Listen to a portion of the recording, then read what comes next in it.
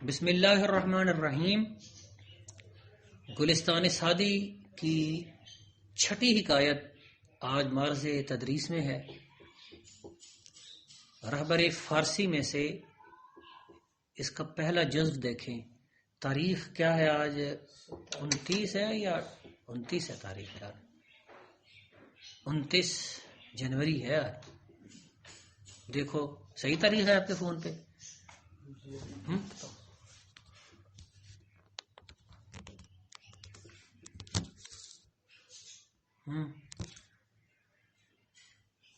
سر آج 29 ہی ہے، 29 تاریخ ہے۔ اچھا جی، تو کیا لکھتے ہیں؟ یکی را از ملوک خراسان، از ملوک خراسان، یکی را از ملوک عجم حکایت کنند۔ یکی را ایک کی، از ملوک خراسان، از ملوک عجم کے بادشاہوں میں سے، حکایت کنند حکایت کی جاتی ہے۔ حکایت یہ چونکہ جیسے بتایا میں نے پیچھے فائل موجود نہیں کہ حکایت کون بیان کر رہا ہے، یہاں ترجمہ مجہول پیرائے میں کریں گے۔ حکایت بیان کرتے ہیں، یہ اس لفظ کی بناوٹ کے لحاظ سے ترجمہ کر دیا گیا ہے، اس کا ترجمہ مجہول پیرائے میں حکایت بیان کی جاتی ہے۔ یہ اصل میں ہے حکایت یکی از ملوک عجم کنند۔ حکایت کی اضافت ہے یکی کی طرف، تو جب اضافت کو آپ جملے میں ترکیب کے تراکیب کے تسلسل سے بچنے کے لیے، کیونکہ جب تراکیب کا ایک تسلسل آ جاتا ہے تو پھر وہ عبارت بڑی عجیب سی ہو جاتی ہے، بعض اوقات وہ مزہ نہیں دیتی، تو وہاں اضافت کو ختم کر کے وہاں را یا اس جیسا کوئی اور حرف لے آتے ہیں۔ اچھا، یہاں اس لیے یکی را آ گیا، یہاں را کا معنی کا کے کی۔ ایک اجمی بادشاہ کی حکایت بیان کی جاتی ہے، یہ بھی ترجمہ صحیح ہے۔ عجم سے مراد یہاں ایران و توران ہے، تو اب ایران و توران کے کسی بادشاہ کی حکایت بیان کی جاتی ہے کہ آگے کے بعد کیا ہے؟ کہ دست تطاول بمال رعیت دراز کردہ بودو جور و اذیت آغاز کر دے۔ کہ اس نے کے بعد اس نے ظلم و تعدی کا ہاتھ عوام کے مال پر دراز کر دیا تھا اور اپنے ظلم و ستم کا، اور یوں اپنے ظلم و ستم کا آغاز کر دیا تھا۔ مال کے اس نے عوام الناس کے رعیت رعایا، یہ اصل میں ہے کلکم راع و کلکم مسئول عن رعیتہ کے تناظر میں سمجھ لو کہ تم میں سے ہر کوئی ذمہ دار ہے، ہر کوئی چرواہا ہے، اور وہ اپنے گلے کے بارے میں ذمہ دار ہے۔ رعیت اسی سے مرعا کا لفظ آتا ہے عربی میں، مرعا چراگاہ کو کہتے ہیں، تو رعیت اصل میں ہے گلہ، لیکن اس کا اطلاق ہے عوام پر۔ ہم رعایا اور رعیت کے لفظ عوام کے معنی میں بولتے ہیں۔ عوام کے مال پر، مال رعیت، عوام کا مال۔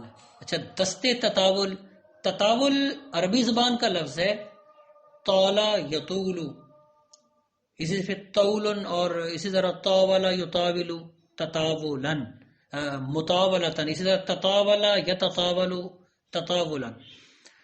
تو دست تطاول یہاں اس ظلم کے معنی میں لیں گے جس میں کہ مال جو ہے نا وہ غصب کیا جاتا ہے، جس میں کوئی چیز آپ کسی سے زبردستی لے لیتے ہیں، یہ ہے تطاول۔ دستے تطاول زیادتی کا ہاتھ بمال رعیت، رایا کے مال پر دراز کردہ بودو، لمبا کر دیا تھا۔ آگے کیا لکھا ہے؟ وہ جور و اذیت، آغاز کر دے۔ اور یوں کا لفظ جو ہے نا وہ آپ اپنے پاس سے بریکٹوں میں لائیں گے، اور یوں ظلم اور اذیت دینے کا، ظلم کرنے اور اذیت دینے کا آغاز کر دیا تھا۔ جی آگے کیا ہے؟ اس کے بعد ہے تا بجائی کے، تا بجائی کے، یہ تا کبھی کبھی اکیلا آتا ہے، اصل میں یہ تا بجائی ہے، تا بجائی کے، یہاں تک کہ، اس حد تک کہ، بجائے اس جگہ تک کے، تا تک کے معنی میں بجائے جگہ، اس جگہ تک کے۔ اب لفظی ترجمہ تو اس جگہ تک کے ہے، لیکن یہاں تک کے کیا معنی میں لیں گے؟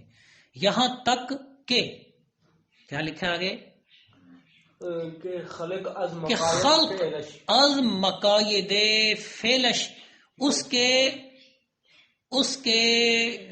اس عمل کی سازشوں کے ہاتھوں، اس کے اس جو ہے نا وہ اس کی ایسی عملی سازشوں کے ہاتھوں، اس کے اس کام کی ایسی سازشوں کے، مقاید مقیدہ کی جمع، مقیدہ قید ہوتا ہے چال، مقاید چالیں، تو اس کے اس عمل کی ایسی چالوں کے ہاتھوں، جی بجہان برفتند،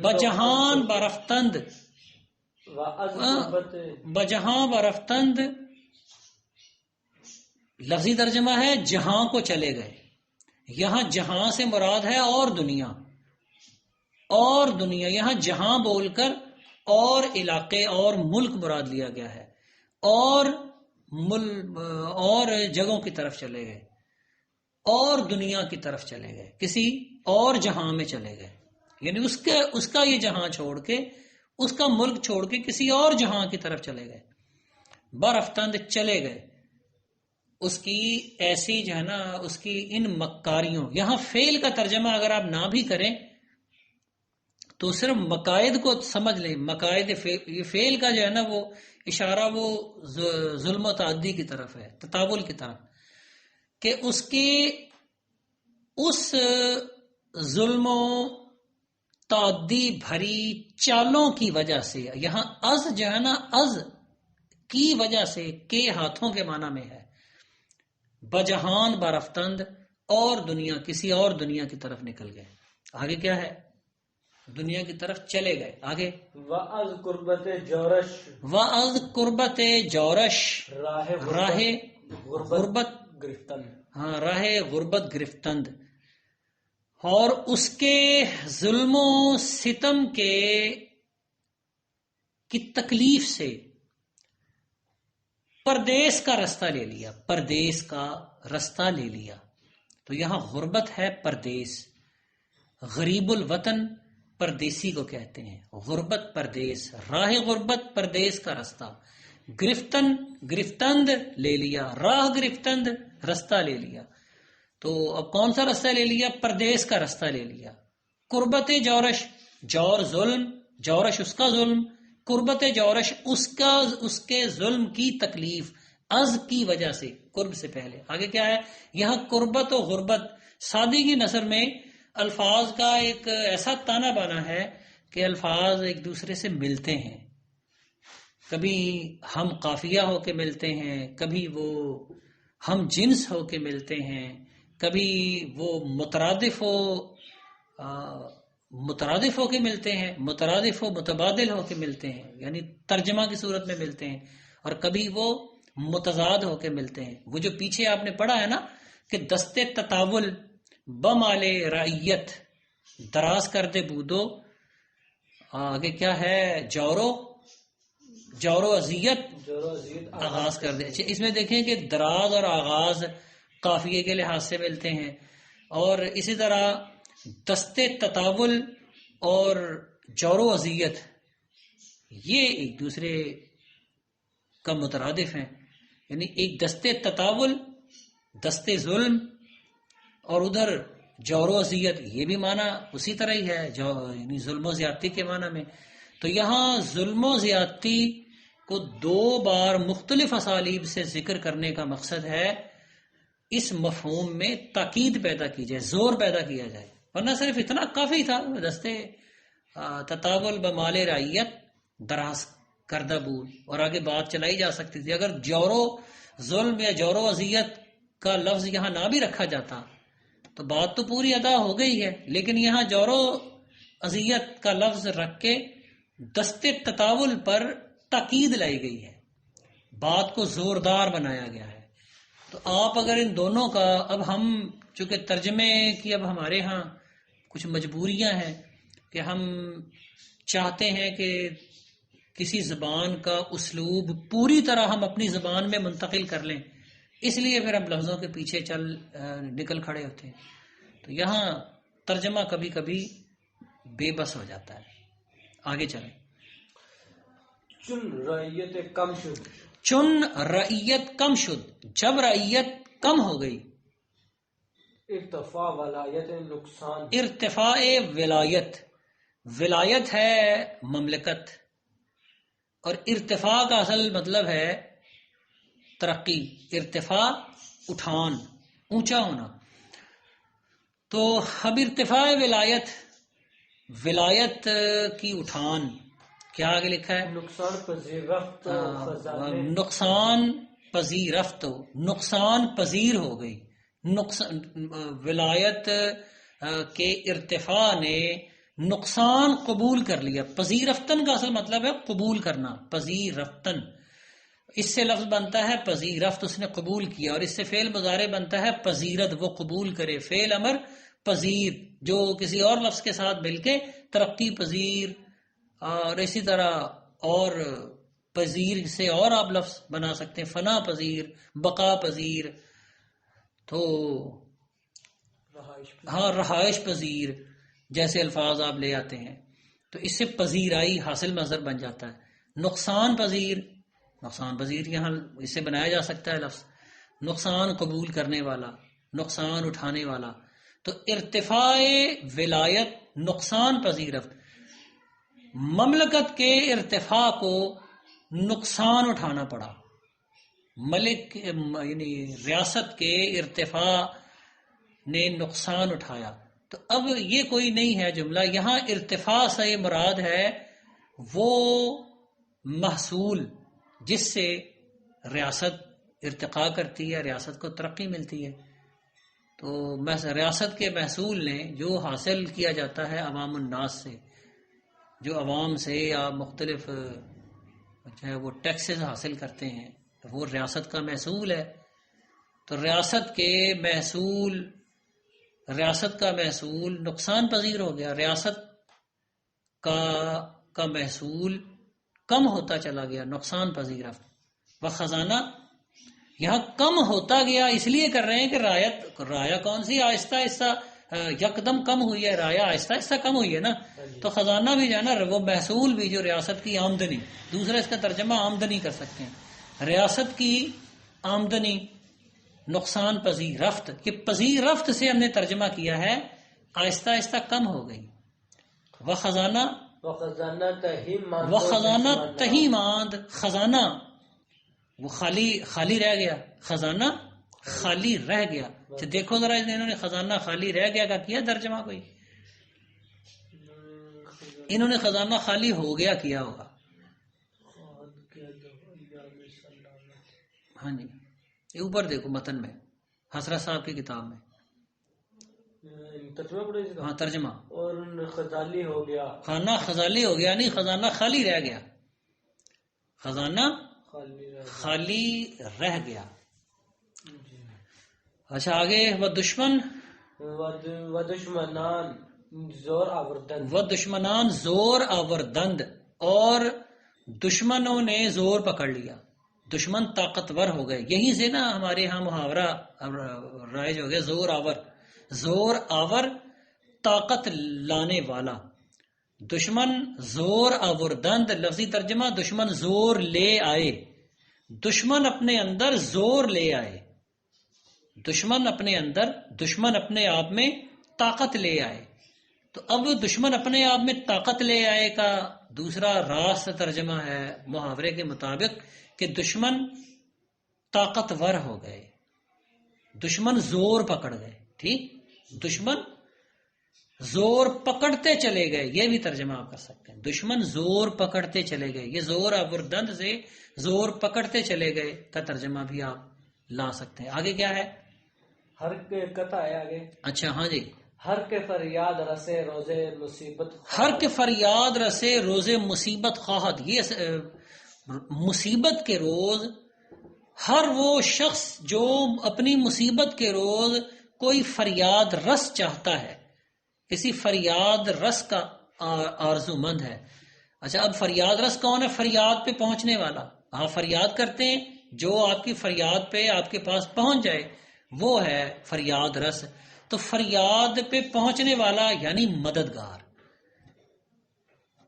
یعنی آپ ہر جو بھی کوئی اپنی مصیبت کے دن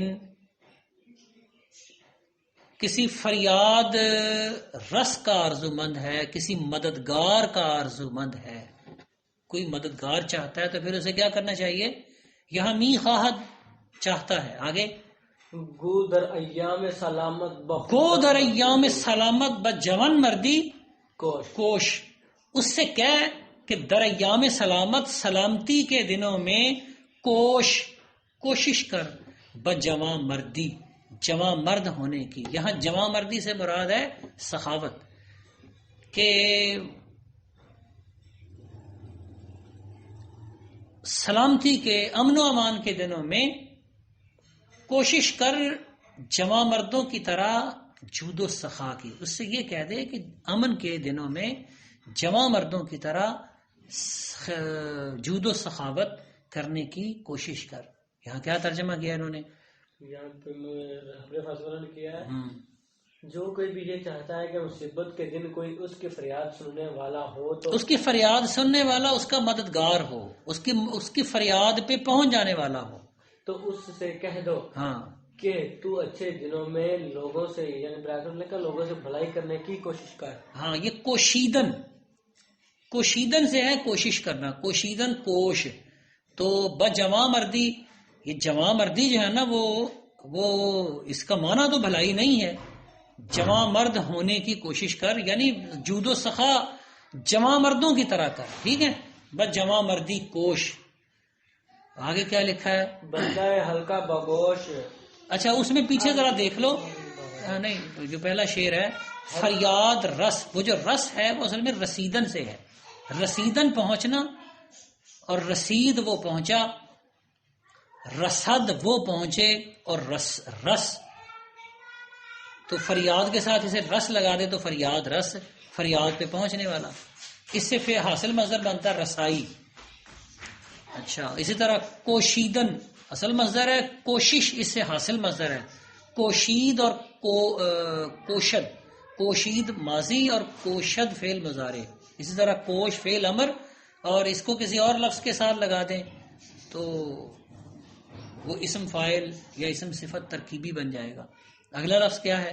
سوری اگلا شعر، بندہ ہلکا بگوش ار نہ نواری بندہ حلقہ بگوشر نہ نوازی برود، تو بندہ حلقہ بگوش برود، حلقہ بگوش، حلقہ ایک نا رنگ سا ہوتا ہے، رنگ ہوتا ہے حلقہ، حلقہ بگوش، گوش کان میں رنگ پہنے ہوئے، غلاموں کو نا ان آزاد بندوں سے ممتاز کرنے کے لیے لوگ ان کے کان چھید کے اس میں اپنا رنگ ڈال دیتے تھے، جو جس کا غلام ہوتا، اچھا وہ اپنا کوئی رنگ خاص علامت کا بھی ہوتا تھا یا عام رنگ جو ہے نا وہ کانوں میں ڈالتے، اسے کہتے حلقے۔ تو اسی طرح گول دائرے میں بیٹھ جانے کا نام بھی ہے حلقہ۔ تو حلقہ بگوش کان، جیسے ہم کہتے ہیں نا خامہ بگوش، کان کے اوپر نا بعض لوگ وہ پینسل سے رکھ لیتے ہیں خاص طور پہ لکڑی کا کام کرنے والے وہ کچی پینسل، کیونکہ انہوں نے جگہ بار بار نشان لگانا ہوتے ہیں لکڑی پہ، تو وہ کان میں جو ہے نا وہ پینسل کان کے اوپر نا پینسل اڑا لیتے ہیں. تو اس تناظر سے آپ ان سے کہیں کہ خامہ بگوش، قلم بگوش. تو اسی طرح کا لفظ ہے حلقہ بگوش، کان میں حلقہ پہنے ہوئے. بندہ غلام، بندہ حلقہ بگوش کان میں حلقہ پہنے ہوئے بندے کو، غلام کو، یعنی اپنے حلقہ بگوش غلام کو، اپنے ماتحت غلام کو ار نہ نوازی، تو نہ نوازے گا برابر کو چلا جائے. بندہ حلقہ بگوش ار نہ نوازی برابر. یہ جو ار ہے یہ اگر کا مزید اختصار ہے، گاف نکال دی تو اگر رہ گیا. آگے کیا ہے؟ لطف کن لطف کے بیگانہ شبد حلقہ بگوش، کہ لطف کر لطف، لطف کرنا مہربانی کر مہربانی، کہ تاکہ، یہاں کے تاکہ ہے. حلقہ لطف کن لطف کہ بیگانہ شبد حلقہ بگوش، تاکہ کہ تاکہ بیگانہ پرایا حلقہ بگوش وہ خود تیری غلامی کا حلقہ، تیری غلامی کا رنگ اپنے کانوں میں پہن لے، تیرا ماتحت ہو جائے. یہاں حلقہ بگوش مراد حلقہ بگوش بول کر مراد ماتحت لگے، تاکہ غیر بھی تیرا تابع فرمان ہو جائے، غیر بھی تیرا غلام بن جائے. چلو پھر بند کر.